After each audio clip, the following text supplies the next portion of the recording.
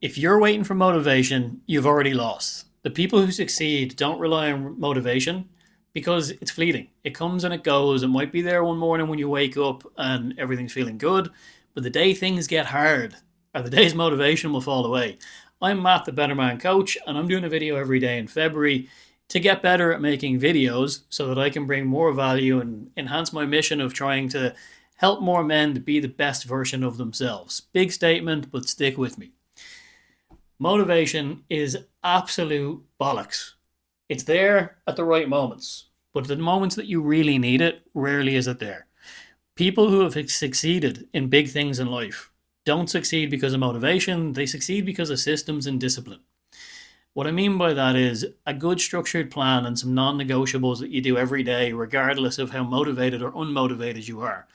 This is something that many men, not to quote 50 Cent, bring me in the program. They're like, oh, I'm struggling to be motivated to show up and do cardio. This morning, I went up and I did my 35 minutes fasted cardio on the stairs, not because I was motivated to do so, but because I've got a stage to be on May 3rd. There's no if, ands, or buts about if I should or shouldn't do the cardio. It's part of the discipline process of getting ready for a bodybuilding show. My goal is stronger than my excuses. I don't want to stand on a Stairmaster for 35 minutes.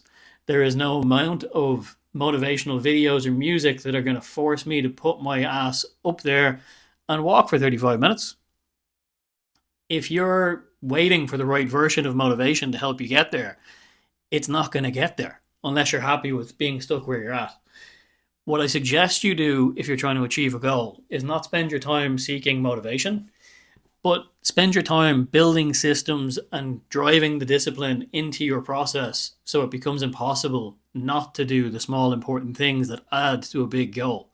For example, your cardio structure, your food structure, all of those non-negotiables that help you to move the needle towards getting where you need to be. Lowering the barrier to entry to do some of those steps is the fastest way to do it. If you need to do training every day to achieve a fitness goal, the best thing that you can do is make it as easy as possible to get the training done. Is there a gym so close to your house that you can go there before you go to work? Is there a gym right beside work that you can go to at lunch? Is the gym off limits because of the way that your life is built with all the kids you've got to look after in your house, the job, the side hustle, the spending time with the missus, all these other things that add up and maybe get in the way and give you a limiting belief that you don't have time to train? If that's the case, where can we find some time to make it really easy to do something? Can you get some resistance bands and a couple of dumbbells and have a non-negotiable 20-minute workout you do 3 times a week before everyone else is woken up? With your food, can you make it a non-negotiable that every Sunday night you cook 5 meals that are going to work for you for the week when you go to work and you don't want to go and spend stupid amounts of money on bullshit food at lunchtime that's going to drain your bank account and push you further away from your goals? Probably. It doesn't cost a lot of time or money to go to the supermarket, buy a kilo of chicken, buy some rice, buy some vegetables, get a couple of Tupperwares, cook it up, put it in the fridge, take one with you every day. There's a decent meal with some protein, carbs, and you can even add in a little bit of coconut oil to put some fats in there or some avocados if you want to get fancy, without going into the minutiae of what you should do with your nutrition. What I'm looking for is that you can create some non-negotiable things that you do weekly, daily, and monthly that will allow you to achieve whatever goal you're trying to get. Stop waiting for motivation. It's a lie. Get up, get moving, and work on your goals with systems and discipline instead of begging to find motivation on the internet. You can watch all the David Goggins videos you want. It's not going to turn you into Goggins. He's not watching videos to get his ass out of bed and do his hours of running that destroy his body. I'm not by any stretch of the imagination suggesting that you turn into David Goggins. He's got all kinds of emotional trauma that's gotten him to where he needs to be. You need to find your version of that. And you can find that from a much more positive place than he has. I like to look for positives to work towards instead of negatives to run away from.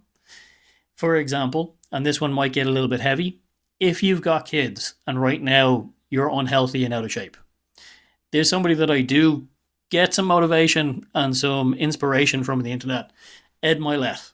He's huge in the men's space. He's huge in the motivation space. He's a Tony Robbins type character, very motivational. He tells a very impactful story about a time where an uncle of his got really unwell and had some heart issues, got a very special scan that told him his heart was fucked and he was going to die pretty quick. In fact, I think he might have died. I don't want to paraphrase this guy's story, but it led Mr. Milet to going to get a really detailed heart scan. The doctor asked him a question that threw him off his seat.